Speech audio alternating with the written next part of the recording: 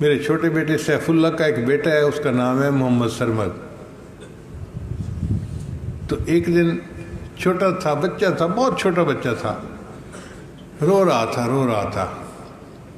اچھا، بچوں کے رونے کے بارے میں کچھ میں بہت ہی سینسیٹیو سا ہوں، مجھے پسند نہیں ہے بچے کیوں روئیں، تو میں گھر والوں پہ سختی کرتا ہوں کہ بچے کو رونے نہیں دینا۔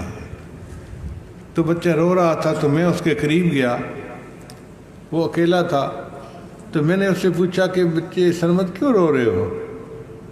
تو امو تو آہی ایسے کہنے لگ گیا۔ میں نے پورا نہیں سمجھا، میں نے پھر اس کی ماں کو بلایا، بہو کو، میں نے کہا بیٹا یہ کیا کہتا ہے؟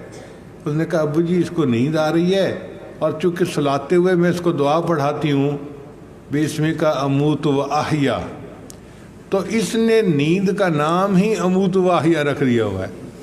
جب سونا چاہتا ہے تو اموت و احیا کہتا ہے کہ میں نے سونا ہے، تو میں اس کو اس طرح سلا دیتی ہوں۔ ایک دفعہ اور محمد سرمد رو رہا ہے، تو میں کمرے میں بیٹھا کتاب پڑھ رہا تھا، مجھے بڑا غصہ آیا کہ بچہ پھر رو رہا ہے اور کوئی توجہ نہیں دے رہا۔ تو میں اپنی کتاب چھوڑ کے باہر نکلا اور میں نے اپنی بہو کو آواز دی جو اس کی امی تھی کہ بچہ کیوں رو رہا ہے؟ اس نے کہا میں دیکھتی ہوں کہ کیوں رو رہا ہے۔ وہ گئی اور بچہ چپ ہو گیا جاتے ہی، اور وہ باہر آ گئی۔ میں نے پوچھا بچہ رو کیوں رہا تھا؟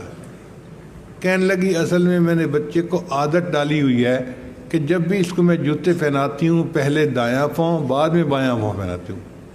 آج نئی کام کرنے والی عورت تھی، میں نے اس کو کہا کہ اس کو جوتے پہنا دو، وہ اس کو بائیں پاؤں میں جوتا پہلے پہنا رہی تھی اور یہ پہننا نہیں چاہتا تھا، تو وہ زبردستی کر رہی تھی پہنانے میں، اور یہ بچہ رو رہا تھا اور پہن نہیں رہا تھا۔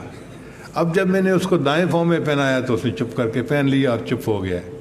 اس سے پتہ چلتا ہے کہ بچوں کو اگر بچپن سے سنت عمل سکھایا جائے تو بچوں کی گھٹی میں بات پڑ جاتی ہے، پھر ساری زندگی اس پر عمل کرنا ان کے لیے آسان ہوتا ہے۔ یہ سب اصولوں کا اصل اصول ہے کہ اپنے بچے کے ہر عمل کو سنت کے مطابق ڈھال لیں تاکہ وہ نبی علیہ الصلوۃ والسلام کی سنتوں کا نمونہ بن جائے اور اللہ کا محبوب بندہ بن جائے۔ قل ان کنتم تحبون اللہ فاتبعونی